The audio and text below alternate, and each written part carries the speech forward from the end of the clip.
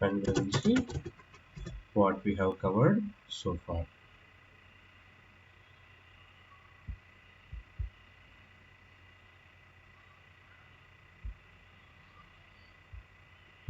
So in last discussions we talked about profiles, the importance of profiles during deployment,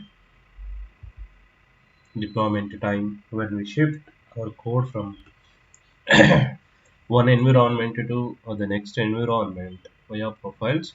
We can able to control properties. We can dynamically change the properties based on the environment that we have chosen by using spring.active.profiles.active. We can tell that I want so and so profile, so that your code will use that particular environment properties only to connect with the database or to connect with any other systems. And the class level also we mentioned when we have a code that need to be executed, or when we want to create a particular class object that need to be executed only for that particular profile. So then you can mention profiles on class level also, and same thing you can apply for bean also. Okay, anyway, we will apply this practice for examples later. And coming to JDBC, in normal Spring, what we have done is we have created connection pools and we tried with simple JDBC by using third-party basic data source, combo pool data source, etc. We created connection pools and we did simple JDBC applications. And to use Spring JDBC, we have introduced two more classes, JDBC template and named parameter JDBC template. There we injected connection pool into these templates and we have done required CRUD operations using these templates as well. Same thing if you want to apply in Spring Boot, we understand how simple it is. Just we need to add Spring Boot starter JDBC dependency, and by default it will provide you connection pool, which is Hikari connection pool.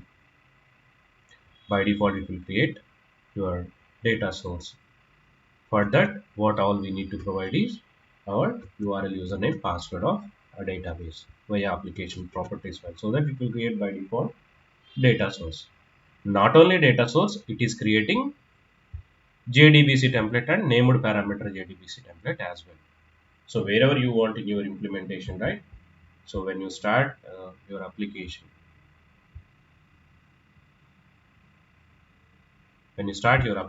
by default a configuration class is executing.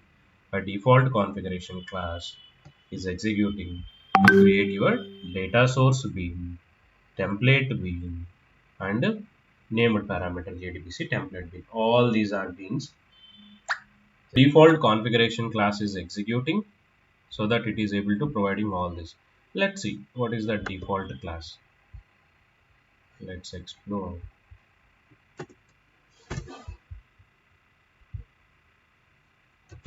Spring Boot JDBC default configuration class name.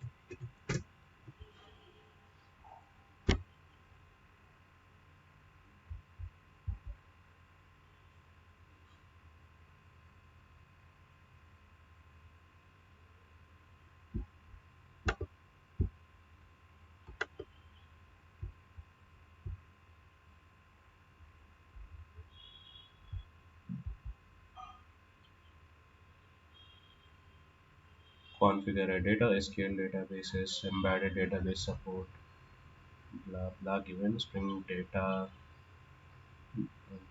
DBA.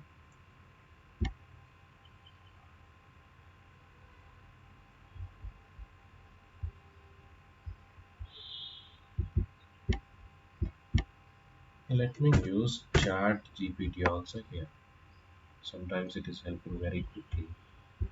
Same question.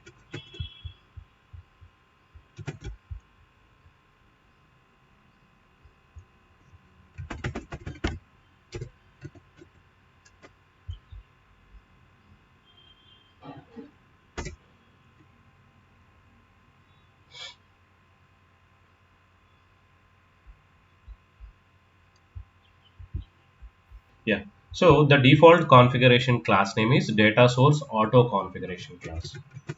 So the default configuration class name is the default configuration, which is creating a data source JDBC template named parameter JDBC template, right?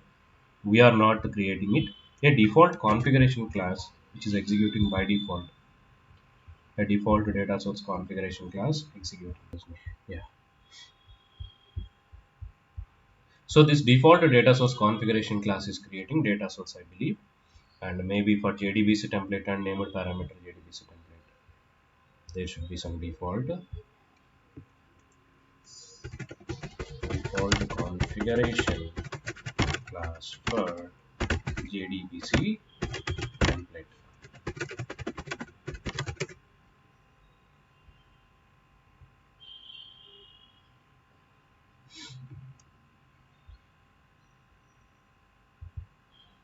It is showing its own style. Spring Boot starter JDBC template auto configuration.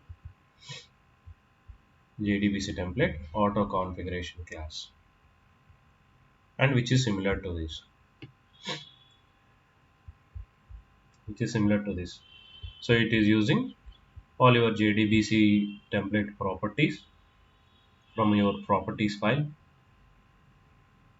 Then it is creating it is auto varying data source.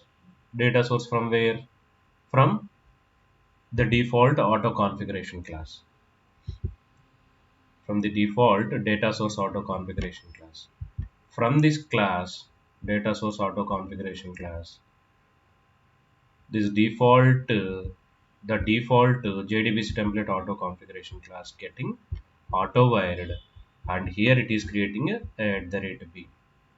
Same thing that we have done before, right? Same thing it is doing here.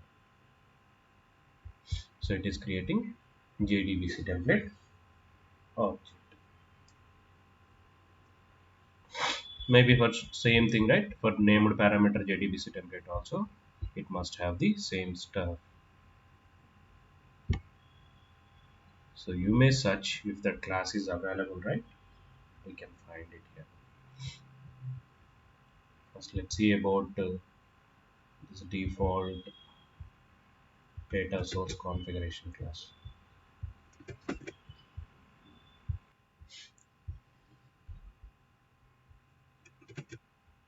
Data source auto configuration class.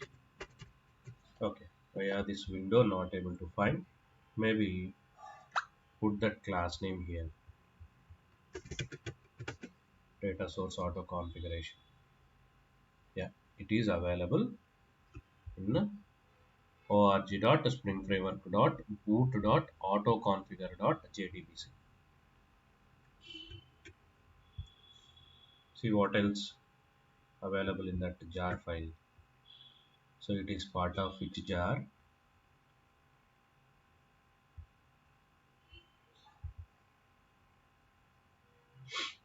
Okay, auto configure, which may be JDBC jar file.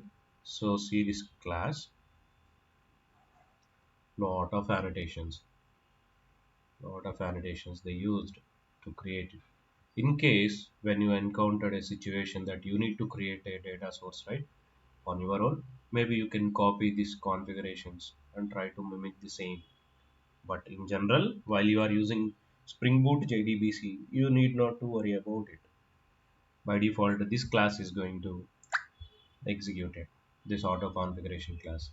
How this class is executed, how this class object is created. By default, all these auto configuration classes objects will be picked up by your Spring Boot application class. This Spring Boot application class will pick up all auto configuration classes also. All auto configuration classes also. Like your stereotypes, it will pick up all auto configuration classes as well, and it will create instances.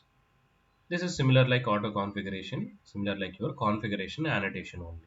Okay, it is a type of configuration annotation, you can see. So this is also one of the stereotype, so that it will pick up this class and all the at the rate bean methods will be executed. All the at the rate bean methods will be executed.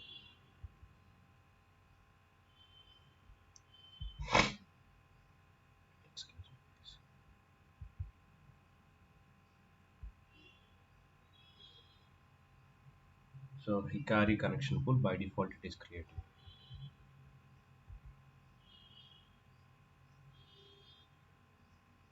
Data source class, embedded database configuration one static class with simple annotations and one more static class with the pooled data source configuration. There it is creating this new properties JDBC connection details, giving properties JDBC connection details. It is creating in this bean.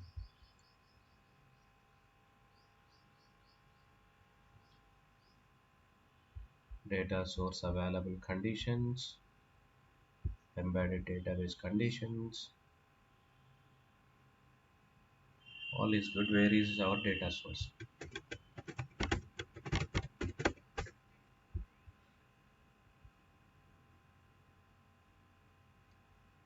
From where it is returning data source?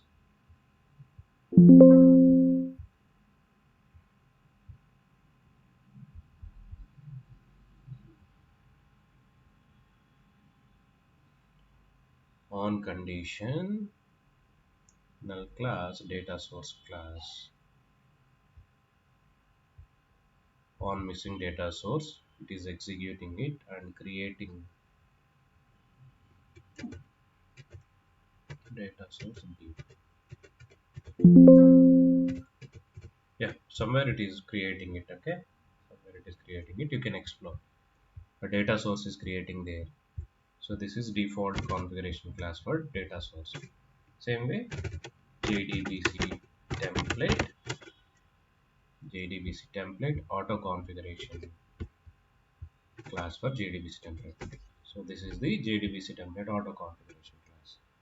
So in this JDBC template auto configuration class, it is creating JDBC template object here by getting data source into this constructor. Not a constructor, right? It's a method only. Yeah.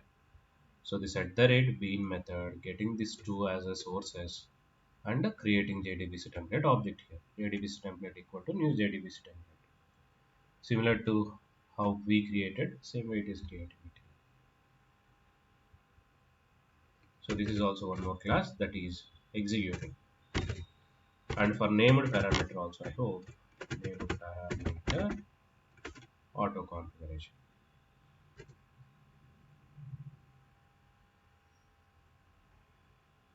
Named parameter. Let's see what class is.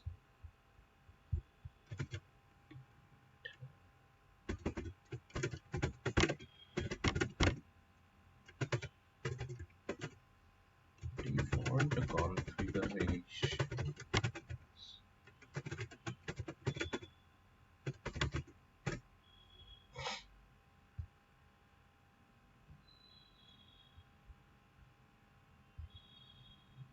Named parameter JDBC template class. Default configuration is this one.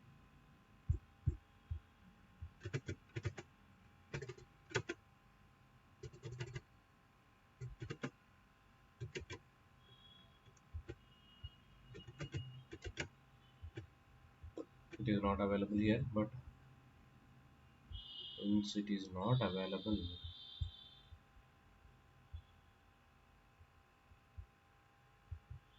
somewhere this must be creating, but we don't know the place. Named parameter configuration, named parameter JDBC template. Hopefully there should be a class. Okay, don't much worry about it. Named parameter or named JDBC template.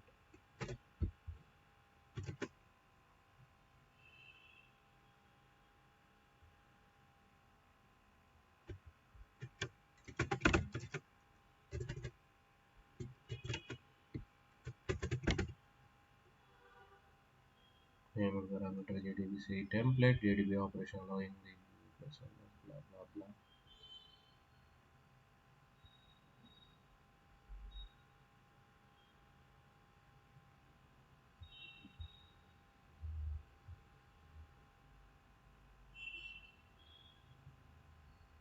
It's okay.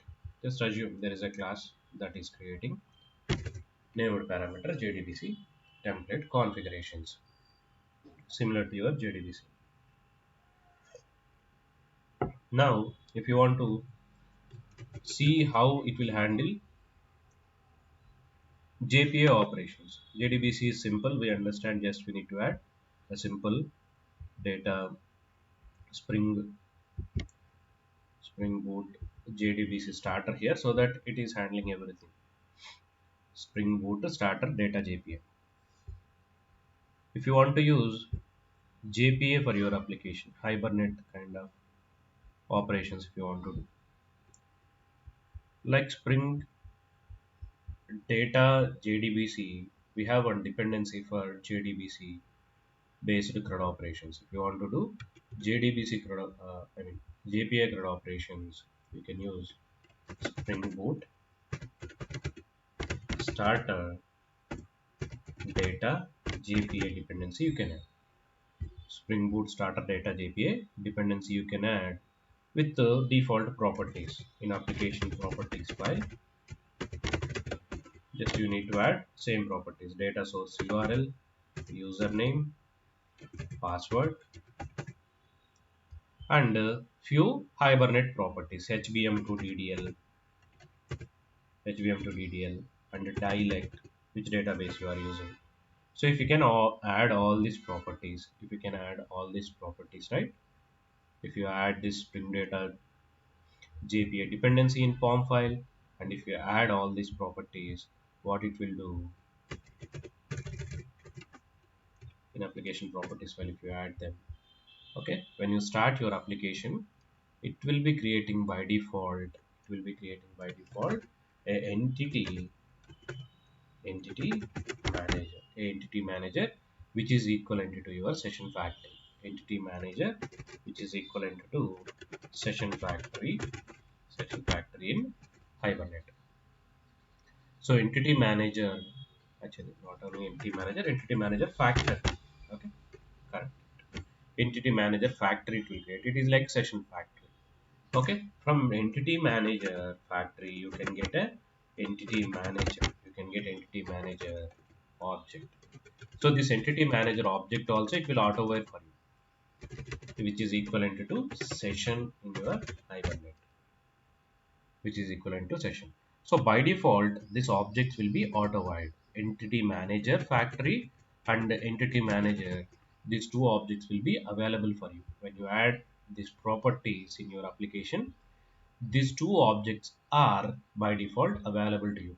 Auto configuration class by default creating this entity manager factory and entity manager. These two will be available to you so that you can do your CRUD operations.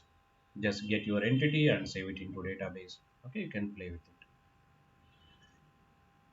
So as these two will be available for you, you can do CRUD operations. If you want to do manually CRUD operations, you can use them. But one more step ahead, they went and they created one more class, JPA repository class. JPA repository class. Basically, it is an interface. So one interface they have provided to us. When you want to do CRUD operations, you need not to write anything. Just for this JPA repository class, you need to create one more interface. Here. Your interface you need to create. Just by extending JPA repository. And here you need to mention your entities. Here you need to mention your Hibernate entity. So your entity class you need to mention here. Mention here your entity class and the primary key type. You need to mention here. That's it. You need to create just an interface, a dummy interface. That's it. So during runtime, what it will do when you add this property, right? Spring Data JPA property in your form file and the basic properties into your application properties file. By default, Spring Boot will create for you these two objects, entity manager factory and entity manager, via default configuration class. These two objects will be provided to you, like your data source object and JDBC templates, how it was created. Similar way, it will create entity manager factory and entity manager for you. And one more thing it will do apart from that, right? One more thing it will do, when you want repositories or DAO classes for your application, right? Usually we never implement any repositories. We never implement any repositories until unless we have a complex queries, complex joins, and there is a requirement of writing uh, queries. Then only we will write classes. Otherwise, not required to write any repository class here. So just you need to extend your own interface. Just you need to extend. You need to create your own interface that need to be extended from this existing JPA repository interface. You need to extend it from JPA repository interface just by mentioning your entity here, primary key here. And what it will do, generally when you see hibernate operations, right? When you see hibernate operations via session factory, we will get session from session factory, like open session. When you observe, right, for any table session dot save, just we give entity here, just entity. That can be any entity, that can be any entity. We give any entity here, any entity, that directly it will take to database and it will save it. So when you want to update, same thing we perform, session.save or session.update. Or when you want to do delete, the same thing we perform, we give entity. And when you want to select, we give get and we give any entity with the primary key number 1 or 2, whatever primary key. And if it is a post, same thing we do. And if it is a HQL is different thing. Criteria, create criteria, we pass just our entity name here. So if you observe here, when you want to do CRUD operations for any entity or any table, right? On any table, it can be a student table, employee table. I have a lot of tables in my database. I have a lot of tables in my database. For each table, we create one entity. For each table, we create one entity class here. If it is a student table, student entity. For employee table, employee entity. Right? For address table, address entity. For department table, department entity. We create lot of entities throughout the application which are equivalent to your database tables. And when you observe your repository classes in CRUD operations, always the code looks the same. Save, update, delete, post, to select, to all operations. Code looks the same, just we change this entity name. If it is an employee, employee object we pass here. If it is a student, student object we pass here. So repeatedly we write lot of repository classes with the same code, with the same logic we write, same save, update, delete methods. Only this parameters, input parameters only we change. Input parameters only we change. So what they did, they have observed this lot of code redundancy is happening throughout your repository classes. You are going to write your own DAO classes for student DAO, same code you will write, just you will change entity. And you will be writing employee DAO, again there you will write the same code, just you will change the entity.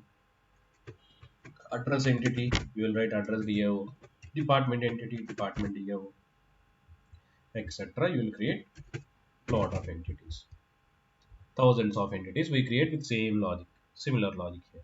So they have observed that, and out of all these classes, you are writing same code. Same code means data code redundant, code duplication, code lot of code duplication is happening. And particularly we are changing this argument only. So as they observed it, and what they did in Spring Data JPA, they provided one interface to you, and they are asking you to create one more interface, your own interface you need to create. Let's say You want a student DAO, you need to create student to DAO interface here. You need to create student to DAO interface, you need to create, no implementation. You need to create your student to DAO interface just by extending from a given JPA repository interface. A given JPA repository interface, you need to extend your class. Then what Spring Boot will do at runtime, right? When you start your application at runtime, Spring Boot will generate one implementation for you. Spring Boot will provide one implementation to you. Student to DAO implementation. Student to DAO implementation, it will provide to you by implementing all these default operations: save, update, delete, select. All these operations by default it will provide in this implementation also. Till now we see that default configurations only providing. In the Spring Data JPA implementation also it is providing. Repository implementation also it is providing. So when you implement end-to-end MVC application, right? How you will implement now onwards? I have front end here. So front end you will be creating here. As we can't avoid it, front end maybe in HTML or Angular, somewhere you create your front end. And as soon as data coming to back end side, we will be writing controller classes. As we can't avoid it, we will be introducing controller here, REST controller or normal controller or REST controller will take the data. From here, we will be forwarding data to service classes. Service classes. From here, we forward data to service. And services need to interact with DAO. Service need to interact with DAO. But you need not to provide any DAO implementation here. This layer is auto implemented now onwards. Here, this layer is auto implementation layer. So Spring will provide auto implementations here. DAOs. I have a lot of tables and lot of entities. So I have database here. In my database, I have tables. I have table like student table, ID, name, email I have in my student table. Now for the student table, what you need to do is you need to create an entity class here. We'll be creating a entity class, a bean class. Student entity class you will be creating here just by mentioning all the entity annotations. You'll be creating an entity class. That's it. Along with entity class, you will be providing one interface only. No implementation. Just you will be providing one interface here. One more class, which is interface. We will be creating student repo interface. Extends from JPA repository. Extending from JPA repository.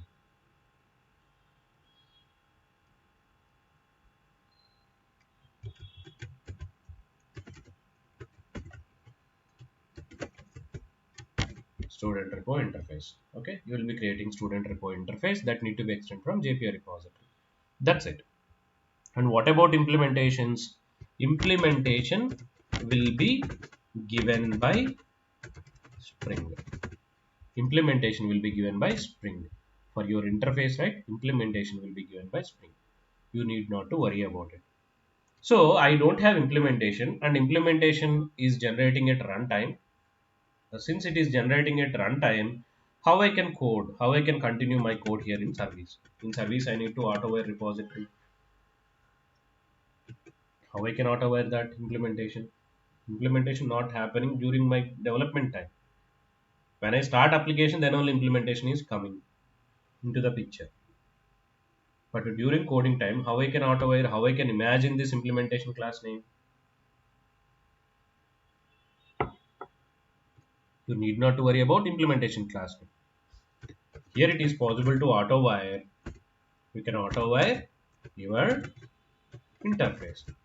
student repository interface, whichever you created, put that interface here.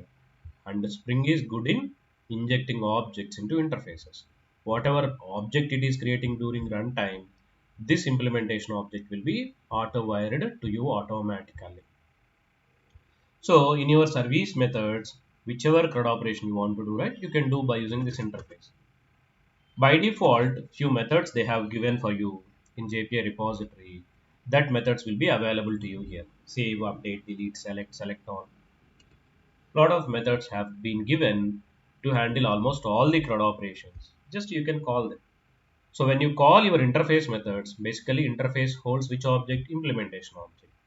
So your implementation will take care of CRUD operations, either save or update, delete, whatever it is.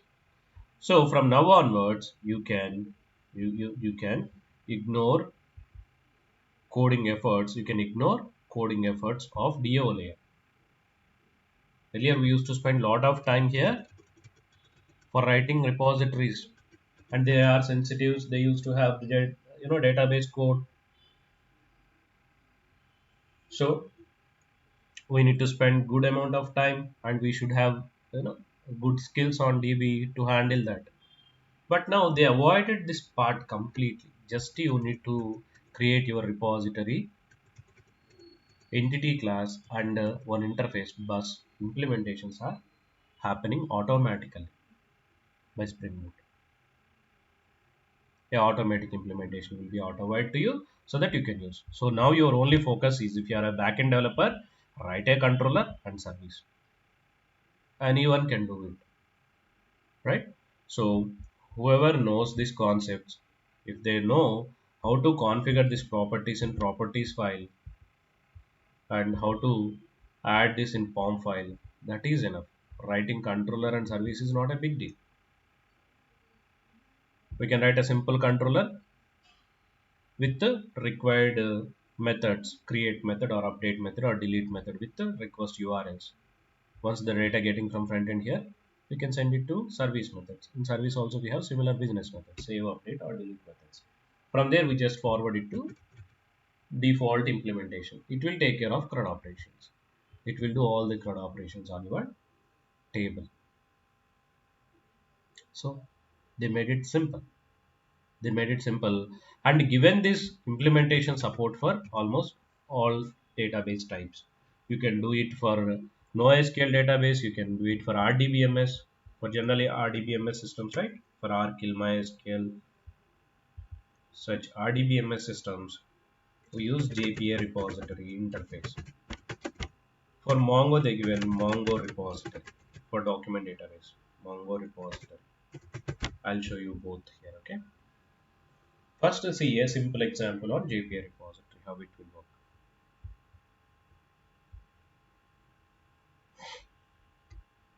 Entity manager, when you want to do your own CRUD operations from service method, I want to call save method, update method, like how you do in, or you can write your own DAO class here. If you don't want this default interface, ignore it. Ignore this default interface. You don't write interface, you don't provide implementation. In such scenario, like old style, you need to create your DAO class here. Under that DAO class, you can auto wire entity manager and do plain CRUD operations. How you do in Hive. I'll show you. I'll show you that as well. Okay. I'll show you that as well. Okay. This is also important. Sometimes people will need to write their own CRUD operations, right? They want to do themselves instead of using the default implementations. In my current application, in some places we are using repositories, in some places we are using entity manager, and I show you my developers, they got a lot of troubles in production with entity manager, and somehow chat GPT quickly helped us on the production day to fix it. I'll tell you that problem scenario, what they did mistake. Just a minute, guys. So let's see implementation. Okay, one simple example, just to create Spring Boot starter project, a simple Spring Boot starter project, Spring Boot with JPA, data JPA. Next, I'm adding web dependency. Oracle driver I want. For setters and getters I want Lombok. Search for data JPA,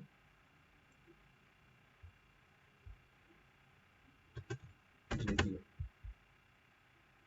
Spring Data JPA. Bus Oracle driver to connect with Oracle database, and Spring Data JPA to get the default entity manager and entity manager factory and default JPA repository implementations. And all the Hibernate dependencies also will be provided to you. All the implementations also will be provided to you here. All the jar files, sorry. Okay, all the jar files of JPA Hibernate will be by default coming up with this JPA dependency itself. You need not to add not even a single jar file from external. Okay, so just finish it. Create a simple project.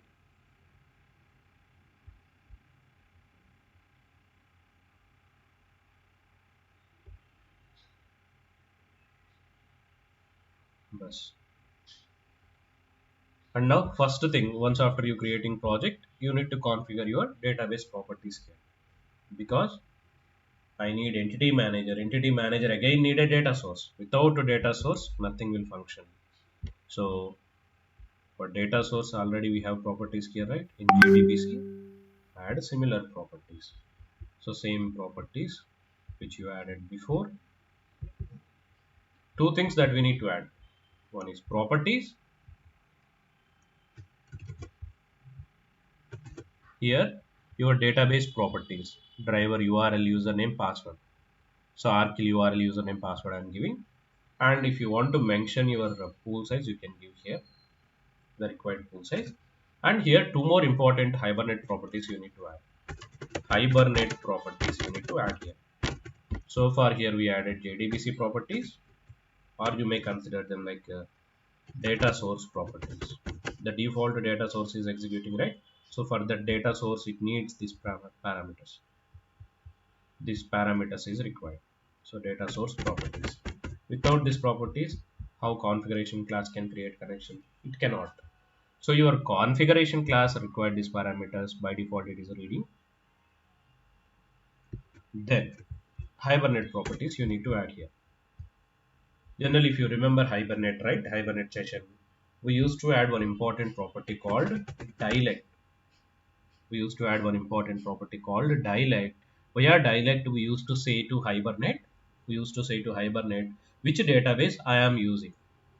So that while generating default queries, Hibernate engine or Hibernate code, it will understand, okay, I am running on Archil database, I need to generate Archil understandable queries. Or I am running on MySQL queries I need to generate. So your database, on which database you are running your application, you need to mention via this dialect. Dialect. Spring data source.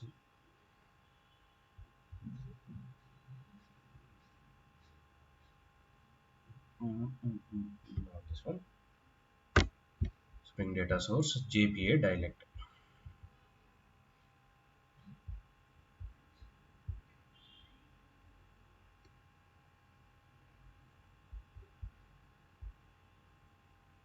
Here it is dialect.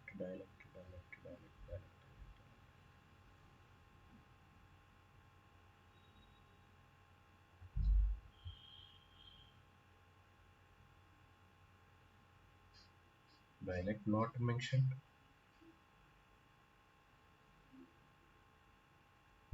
Okay. If that is not mandatory, cool. I don't put any unnecessary stuff here. Just add HBM to DDL. I think it is understanding with your dependencies itself. It is understanding which database you are using. So it is working more intelligent. Earlier we used to add it. But let's see how it will work. And we have here properties, HPM to DDL properties, create to drop, none, update, validate. Okay. So recommended is none. Okay. Recommended is none or update. Update also it will update the schema. So this is also not recommended. It will create problems in production. Let's say in dev, developers might introduce so many parameters, so many new columns also during development time, but maybe not allowed in the production in the scenarios, right? When you use update, unnecessary columns it will create in production schema also. Okay, so it will completely destroy your database schema. So go with none if you can able to create tables yourself. You can put create if you want to create table during application startup itself. Okay, so that's it. Along with these properties, added one extra property was, and then next what?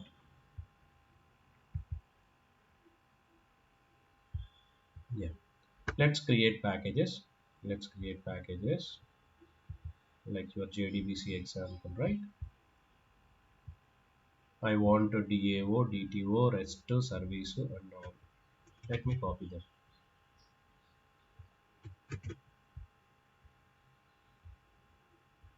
Okay.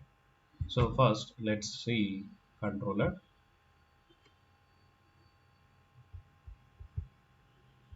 So I have a controller here. In this controller, I have post mapping slash student, and I'm getting a student to DTO object here. In this DTO object, sending ID, name, email, address, and sending the same DTO object to service method. In service method using a DAO class to save it. Okay. Now I don't want this DAOs. I will use JPA here. Okay. Let me introduce that. For JPA, I need one model class. So you need to have one more package. com dot rtu dot sms dot model. Let's introduce model here. Student. Don't confuse with naming conventions. We call them entities. We only call them models. Okay. Just mention entity and whatever table name you want, mention the table name here, student table. And for setters and getters use data bus and put your columns here. ID I want to map to ID column into this table, and primary key must have at the rate ID annotation. Very important for any entity, right? Without ID you can't configure it. So ID is mandatory. So it should be a mandatory column. In Arkill, we have one more flexibility. If you don't have primary key, right? I never seen throughout my career non-primary key table configured. But in recent application, I encountered that problem. I don't know why they created without primary key. All tables created without primary keys only. Now, first they started with JDBC, everybody comfortable. Then I shifted technology from JDBC to, I explained and convinced them if we go with the JDBC, lot of code we can reduce, lot of connections automatically it will create, lot of issues it will reduce. I convinced them. Then say okay. They said okay. Then when I started application, I surprised by looking into the tables. Tables doesn't have any primary keys. Without primary key, entity will not allow us to configure this bean here. If your table doesn't contain any primary key, if your table doesn't contain any primary key here, primary key is mandatory. If it doesn't have any primary key, then we are done. It will not allow you to create this entity. Then how I can proceed to JPA? I can't. I can't create my beans here. So then I realized when I Google it, they suggested if you don't have any primary key, by default Archive will provide one primary key name called row ID. You can use row ID. On top of it, you will provide at the rate ID. This row ID will not be there in your table. It will not be there in your table, but still you can use it. By default, while doing selects and all, right, it will it will generate a row ID for you, and it will consider it as a primary. During inserts also, it will separately keep it somewhere else, and the remaining data it will save into your table. That is if no primary key scenario. Okay, now comfortably, logically every table should have a primary key. That is a thumb rule, but I don't know why 15-20 years back they created the tables. Maybe intentionally they created, or maybe not mature people whoever created, we don't know, they did that. Okay, maybe this will help you if you encounter that problem. But for now we have id, private string name, email address. Okay, these columns are enough. Yeah, for the remaining columns you don't need to mention any annotations. In case if your column names are different from this property name, then you can mention at the rate column there. Else else not required to put any annotation. Bus entity is ready.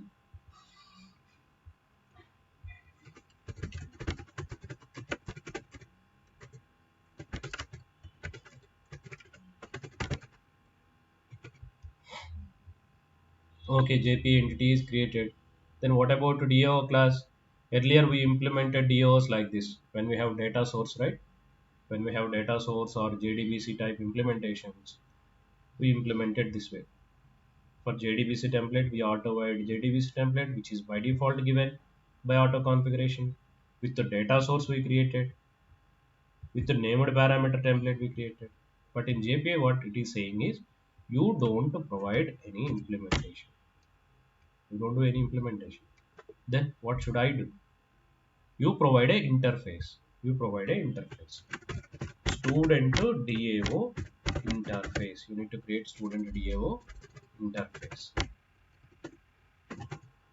Okay. This should be interface, not a class. Interface. And interfaces can extend interfaces. You know that. We can inherit another interface into this. JPA repository is the another interface that you need to extend. And here just you need to mention your model class name, student, comma, your primary key type. In this student class, what is the primary key data type? Int. Generally we prefer long. ID. ID is a long type. You can give long. You can give long here. Student and primary key type. But you need to provide interface. So during implementation, one implementation will be generated for you by using this entity. For student entity, one repository class will be generated, and which is convenient for your long primary key. That's it. Now you need to use this interface in your service class. Generally, I used to have implementations. Now no implementation class. Then service class is crying here with errors, saying no implementation for me. It's okay. Delete all them. Auto wire your interface now here. DAO interface only. And can I call save method in this interface? Yes. This is an interface. You extended this interface from JPA repository. See what all methods available in this JPA repository. Click on it and see what are all methods available. Save and flush, save all and flush, delete in batch, delete all in batch, delete all by in a batch, delete all in batch, get one, get by ID, get references by ID, find all, and it is extended from one more repository, list CRUD repository. So these are all the methods that are there in the interface. Save all, find all by ID. There is a CRUD repository, one more parent interface. Save method, iterable, find by ID, exist by ID, runs when an entity which is given ID exists. It will returns true. Returns when IDs exist. Just if you want to know is it exist? Yes, it will return true or false. Find all by ID. You see lot of methods here, right? In all these interfaces. Repository interface. CRUD interface is having this many methods. I don't know the count, but see. 1, 2, 3, 4, 5, 6, 7, 8, 9, 10, 11, 12 methods from here. And 3 methods from here. 15. And in addition to 15 in JPA repository, 16, 17, 18, 19, 20, 21, 22, 23, 24, 25, 26, 27 methods are there. All these 27 methods will be implemented during runtime. For this interface, right, one more implementation will be generated. That implementation will be provide you all 27 methods. That means you can imagine your implementation class will come during runtime. Now it is not available, but at runtime for sure that is generated for you and it will be automated here. So you can imagine that 27 methods are there. For now, you have interface only, but you should imagine that that is going to provide it to you. All 27 methods will be implemented for you, or you imagine that are there. They are there and implemented for you. Just you can call them here. Save. Pass your DTO. DTO can't be, we can't pass, right? DTO cannot save automatically. Instead of DTO, you need to give your entity only. So for that, what you need to do, I need a student entity. Okay, I need student entity here. Transfer this data into student entity. To copy, right? Bean copy utils or bean utils, right? There is a class, helper class in Spring Framework, bean utils dot copy properties. What is source? What is target? Source is DTO. From DTO to I want to copy to student object, student entity,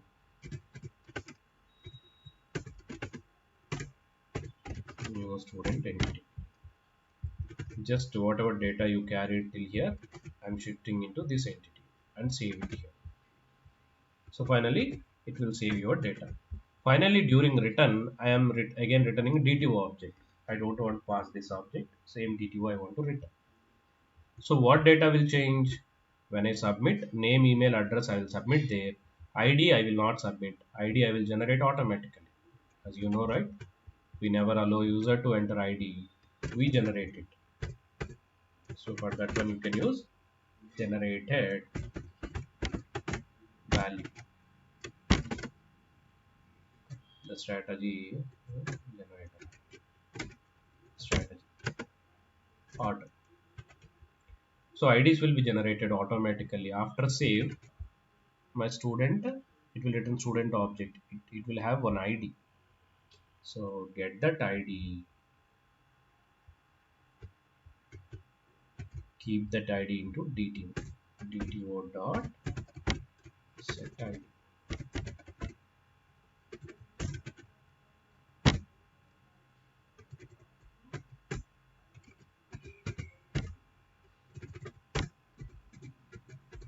Return your DTO. So you can do any CRUD operations here, any type of CRUD operation here. For save, simply I'm calling which method, do your interface dot save method and giving my object bus, it is saving it. And if you want to update the student, I believe same method for update. If record exists, it will update it. If record exists, it will update it. In update scenario, same as it is DTO you can return. You even need not to set it. And one thing that you need to ensure that whether this object is there in database or not. If not there, why unnecessarily update method is calling? So that you need to ensure. So how I can check that whether this object is existed or not? Before doing all this stuff, what I will do, if if DAO interface dot exist, there is a method, right? Exist by ID, I will give it DTO dot get ID. So if it returns a true, okay, go ahead and do these operations. Go ahead and do these operations. If not exist, else throw new user not found.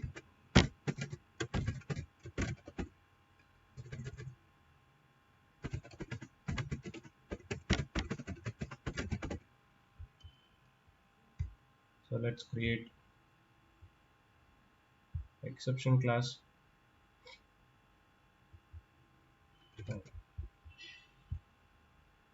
Create a class user not found. A exception class. Create maybe a util package. There you can create it. Okay, there you can create it. Private the string the message.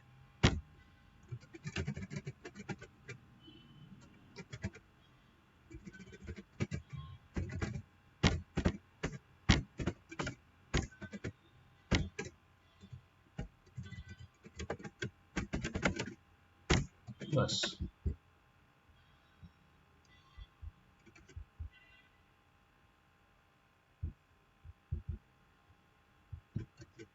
in case if user is exist, it will update. If not exist, it will throw exception. Why you are unnecessarily calling if user not exist? For delete, you can do delete. If it is a delete scenario, same like this. Delete student. In delete scenario also same thing, right? If user exists, then only delete. Unnecessarily why you are giving if user not exist. So you can use here delete method. Delete, pass your entity pass. It will delete it.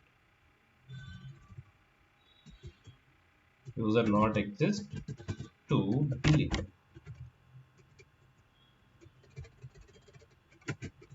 Then select one user. Find the student. Find a student with ID. I am expecting one ID from this DTO. So I'm first checking whether this exists or not. Okay, exist. Then select the complete record from database. How I can do that? Behavior dot find by ID. There is a method find by ID. Just what all you need to do is get ID, give ID. When you give ID, it will provide you student object. As already that object is existed that we verified, definitely you will be getting data here. Typecast it. Okay, optional. You'll be getting your object. Maybe you can put your object into this DTO and return it here. What you can do, you can pass this data into DTO. Source is DTO, source is the entity, target is DTO.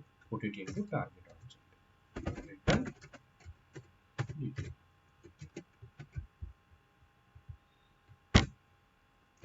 Plus you are done. Same way find all. I want to get all records and I want to return it. List of DTOs.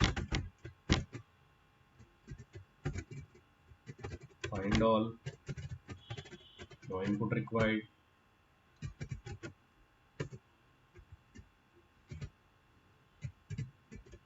Maybe here also, right? If records existed or not, you can do. I'll do this, okay?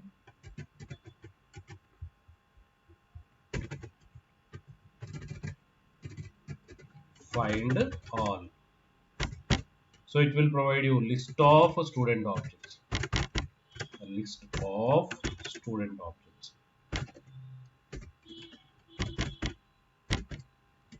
Once you get the list of student objects, check here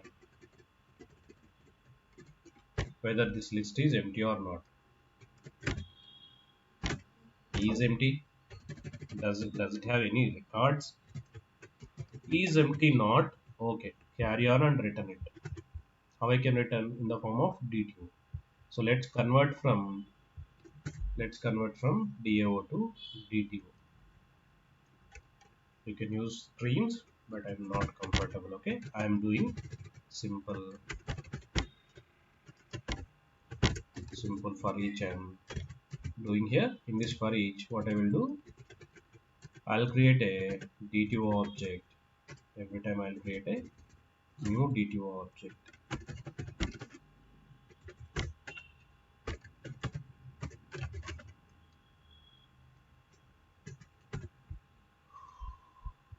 Source is std to DTO and add it into one list. Which list? DTO list.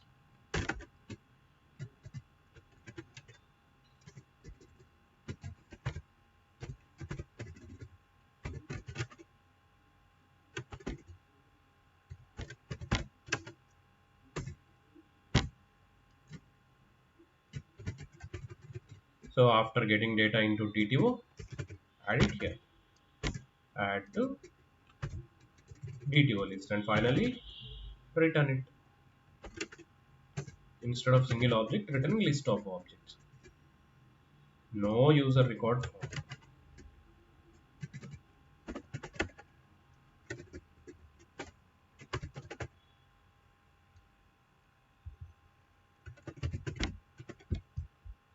Bus, we did all save, update, delete, just calling existing DAO and calling all the save methods. I have not implemented even a single method in DAO class.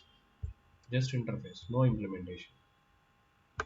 Then how I can call these methods in my controller? Comfortably you can call. For save, you given this. Same way for update. Use at the rate put mapping. Same URL with put mapping. Update student. Instead of save, you can call update. So as it is throwing user not found exception, just add throws declaration. Bus. Then other methods for delete, you have delete mapping.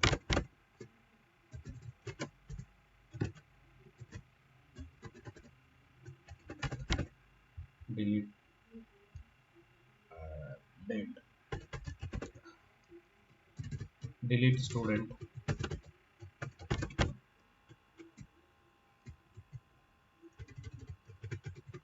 I don't know why we need to return here. In delete scenario, you can return void or you can say successfully deleted. Okay. Post, put, delete, select. For select, we'll use get methods. Get mapping. Student slash, I'll send a path parameter here. Right. Select a student. I'll be taking here one path variable id. Keep it into, it is long type, right? Put it into long id and find one record. Oh, you want in the this format? No, student DTO. Student DTO dot builder dot set id dot build. Okay. Created one student DTO object here by setting this id. New student object with setting this id using builder pattern id. And this input I have given into find student method. So there it will go. It will check whether the record existed or not. If not exist, it will throw exception. If exist, it will return complete record. Cool. Find all. Get mapping.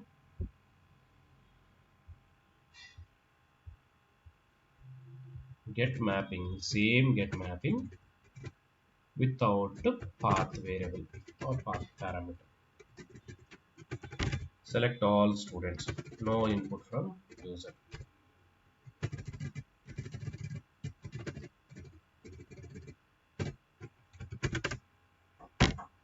find out. You can give list of student details. That's it. Everything is end to end is completed. Controller is there.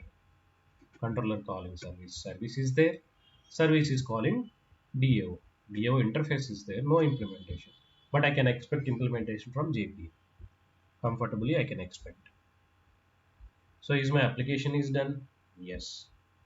Anything else that I need to configure means yes. Two more annotations we need to add here. At the rate entity scan, we need to put your entity scan package name. Form dot. Where do you have these entities? Student entity is there in a model package. Just give that package name. Don't forget at the ending, give this entity scan and JPA repositories. Give one more annotation. Enable JPA repositories. Give your repositories. Where do you have your interface? Repository interface here. So give that repository interface package name. That's it. I think we have done 100% implementation now here. Just try to execute it. I'll keep it in a debug mode. Okay. Excuse me.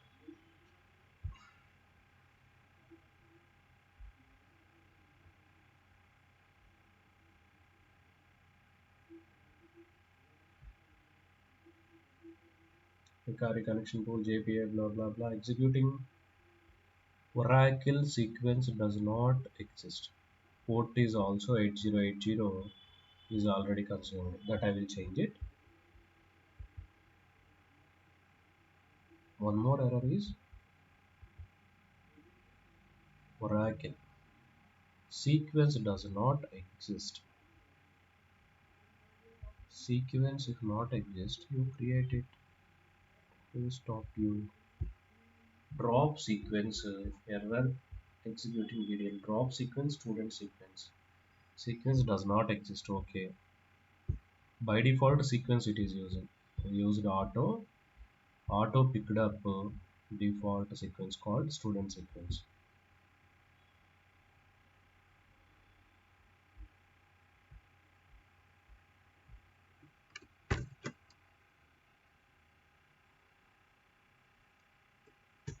If not exist, you can create it. No? Why you are creating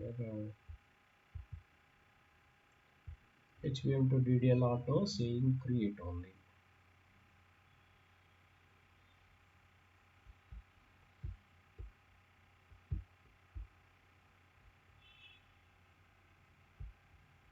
It is trying to generating a sequence.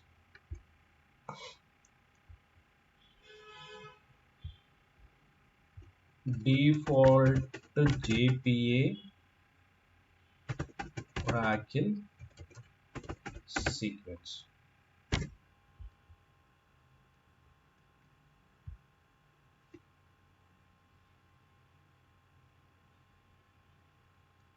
Hmm.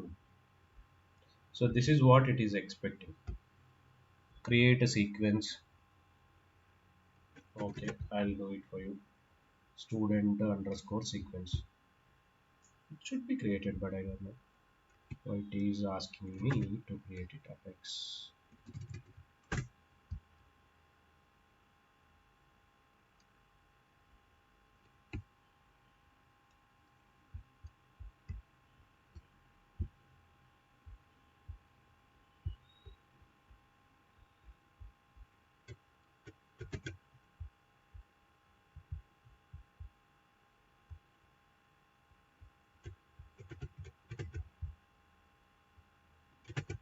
Student sequence.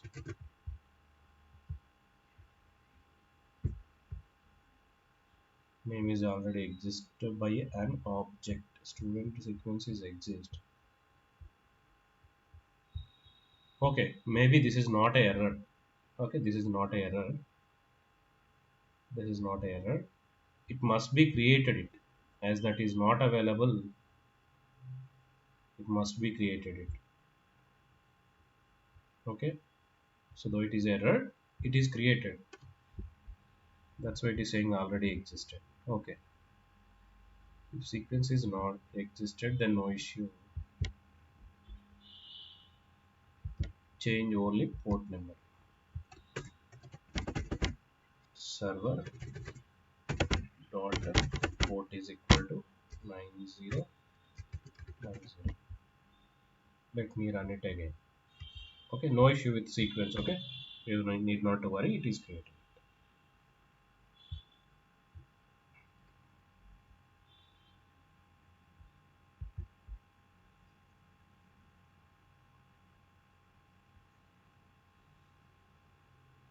See, now we didn't get that exception. In previous iteration, it is created, right? That's why during delete, it deleted and recreated it again. Okay, anyway. So it looks good.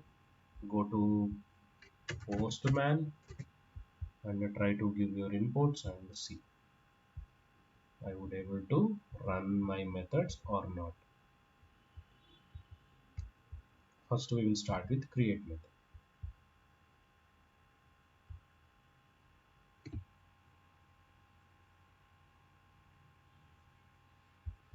Okay, let's start with the post method. Post localhost 9090 slash student is our URL. Go to body. ID I don't want to give. I'm expecting ID to generate automatically, and one record I am inserting here with name, email address.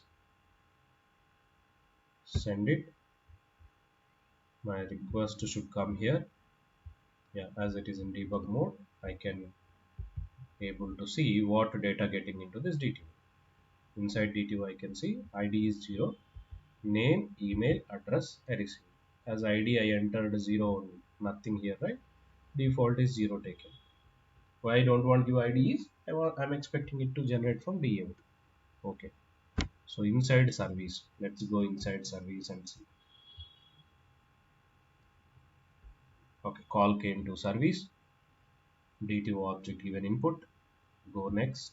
One student entity object created with all empty fields and use bean utils copy properties. I'm just shifting properties from this to this bean. So execute this line and next see this object. Now your student object is having name, email, address. Only ID is not there. Okay.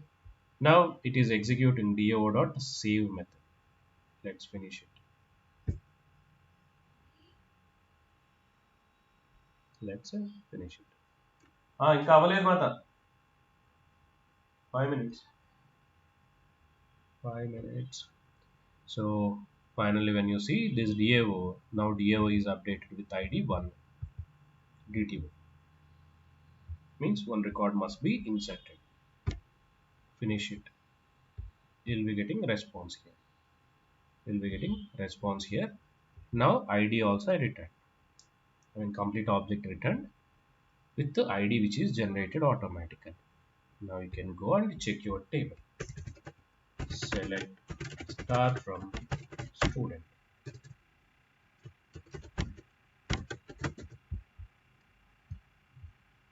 Record got inserted. You can insert any number of records. Again one more call. Go finish. Data inserted, ID is 2. Now if you want to update Kali, change this method name. Post to put. URL is same. And I want to update record Dikshit from Pune to somewhere Mumbai. So I need to give ID.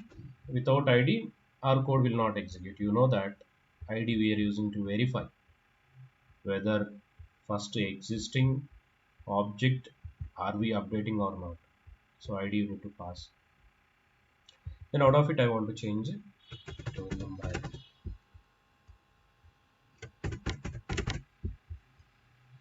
Send it. So now this time it will call put method. Same URL only. There we changed it to put. Here we changed it to put method from post well, executing put method in your test controller. So put methods we use for update scenario. Now I got the data here, complete object ID, name, or email or address. So it will go to update student DO method. So here first we are checking if condition exist by ID. So this exist by ID method, inspect it. What it will return? It is returning true, saying yes, the record is existed there. Okay, go next. Going inside DTO to DAO. Then again calling save method. What it will do? It will update it. Just it will update and as the same object returned. Now this time Mumbai returned back. So whether that is updated in database table or not, you can see. Earlier it was Pune, now it is Mumbai. So record is updated successfully. And you can do as usual the remaining methods. For delete you can use delete. Okay, and for select we can use get method here. Let me show you get method with the path parameter. I'll give ID 2 get method. Bus ID 2 with null null. ID so let me put debug pointer in get method.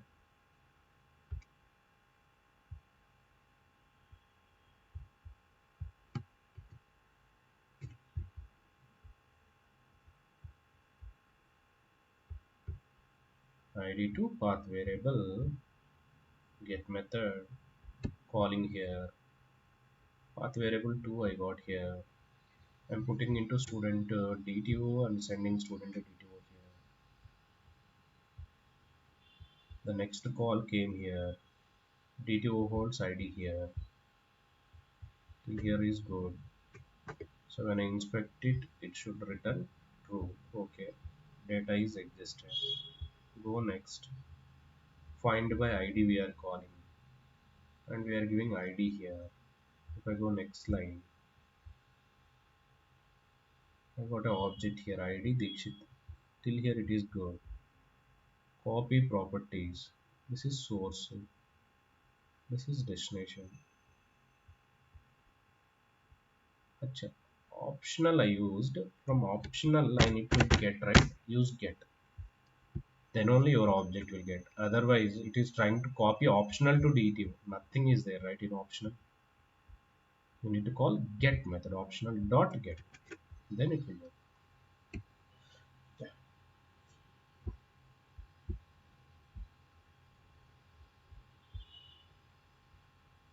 Now this time I'm getting data. For find all, if you don't pass any parameter, path parameter, then by default it will go without path parameter, which get method we have. There it will go. Without ID, if I call, see that it will come here. Let's finish it and see here. ID 1, ID 2 records getting fetched here. That's it. How simple it is. They made it simple. DB side also, right? Made it easy. Anybody can work on Spring application, right? After looking into this repository implementation, I felt that anybody can code here. Everybody will show the same skills here. Though you have 10 years experience or 1 year experience, you need not to have much skills as because all best practices they have taken and provided this implementation. So they made it simple. Framework itself is strong so that you are a fresher, you are a learner, or you are an expert. You all be putting same code here. Okay, so you can deliver a much quality application when you choose this. All that you need to do is just you need to configure these properties, database username and passwords. That's it. Is it difficult or simple? Yeah, dialect is not mandatory. It is not considering dialect. Just a minute. I'm allowing you everybody to unmute. You can unmute yourself. Or what is so without telling Oracle, how does it know driver to use? Huh. As we are giving data source now, is it difficult to find this name from here? I'm just guessing. If you ask me to identify it, I might guess from here. Okay, dialect. It doesn't need dialect property. Ah, see, dialect is telling what database you are using. Via URL itself, we are telling what database I am using. And one more thing, don't bother about URL. As you are loading this driver only, right? In your class path, you added Oracle dependency. So there is no other dependency. You added only Oracle dependency here. So specially, it is not expecting anything from you. As you added Oracle dependency, it understands that. You added Oracle dependency and you given Oracle URL properties only. So based on the driver also, it can understand internally.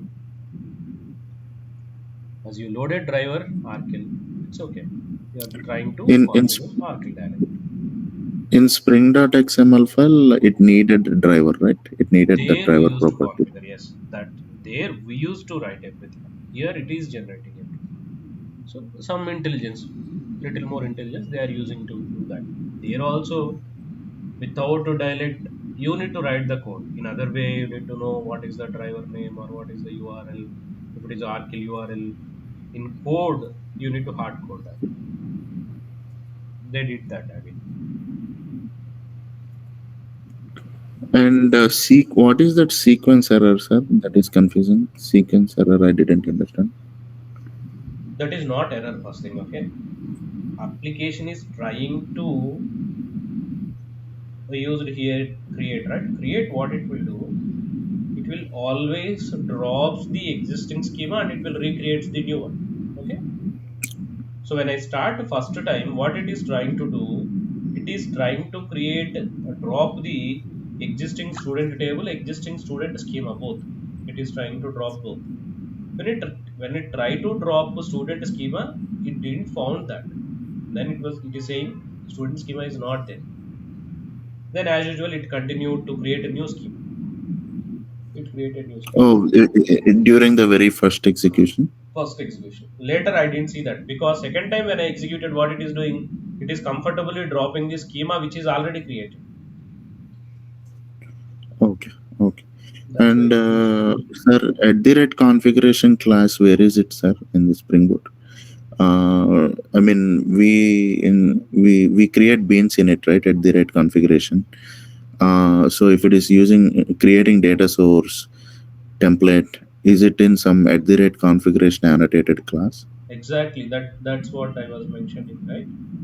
There are default classes that is given as part of API. For data source, they given data source auto configuration class. This is there in your class path. You did not created it, but in your jar files, the dependency jar files, it is there.